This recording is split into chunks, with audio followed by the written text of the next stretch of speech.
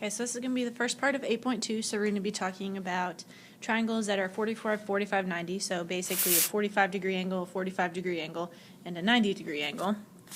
So an isosceles triangle investigation. If I have a right angle, remember we can do the a squared plus b squared equals c squared.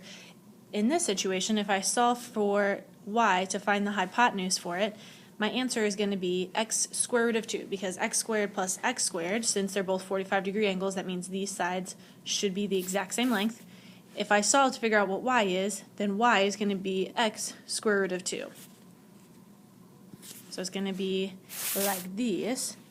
So if this is x and this is x, then this is going to be x square root of 2 again.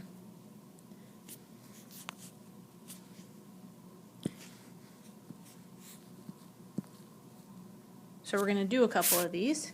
So if this is my 45-degree angle, this is 9. So I know that this side right here is going to be x square root of 2, which x is whatever my side is. So it's going to be, h is going to equal 9 square root of 2, because x is going to stand for that, whatever that side is. So in this situation, my x is going to be square root of 5. So it's going to be square root of 5 times the square root of 2. Square root of 5 times the square root of 2 is the square root of 10. So that y is the square root of 10.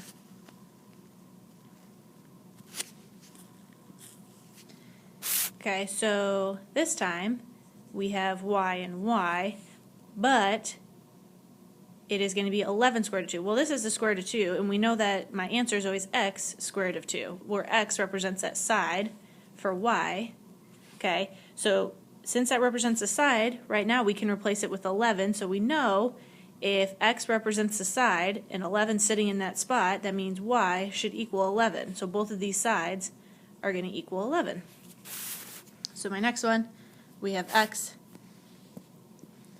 and we know that this should be x square root of 2, but right now it's equal to 6. So let's go ahead and solve for x so we know what it is. So we're going to divide both by the square root of 2. So x equals 6 over the square root of 2. I don't like square root of 2's in the bottom. So if I multiply this by the square root of 2, oh, that's ugly. I'm going to write it down at the bottom. I can multiply this by the square root of 2 over the square root of 2, which is the same thing as 1. It will cancel, so it'll be 6 square root of 2. Square root of 2 times the square root of 2 is just 2 on the bottom. 6 divided by 2 is now 3. So that means x represents 3 square root of 2. So simplifying your radicals in this one can be extremely difficult. Okay, a high school softball diamond is a square.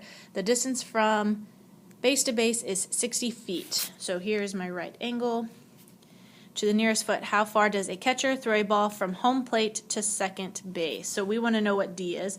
So if these are my 45-degree angles, we know this is 60. We know this is x square root of 2, where x represents those sides. So it is going to be 60 square root of 2 feet.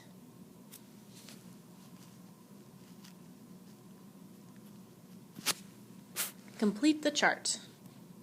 So the first one, if A is 6, we know B is also 6. And we know C is always x square root of 2, so 6 square root of 2. Okay, let's go ahead and just do 7 and 8 for our next one. So we know that the 45s are going to be the same, so 7 and 8. And then we use the same side, so 7 square root of 2 and 8 square root of 2. This time we're working backwards a little bit. So we know that this is x square root of 2, but it should equal 20 this time. So let's go ahead and solve to figure out what my sides are. So divide by the square root of 2. But I don't like that square root of 2 in the bottom, so I'm going to multiply by basically what 1 is. So I'm going to get 20 square root of 2 over 2. 20 divided by 2 is 10. So we know that these are going to be 10 square root of 2, 10 square root of 2. We're going to do the same thing now with 11.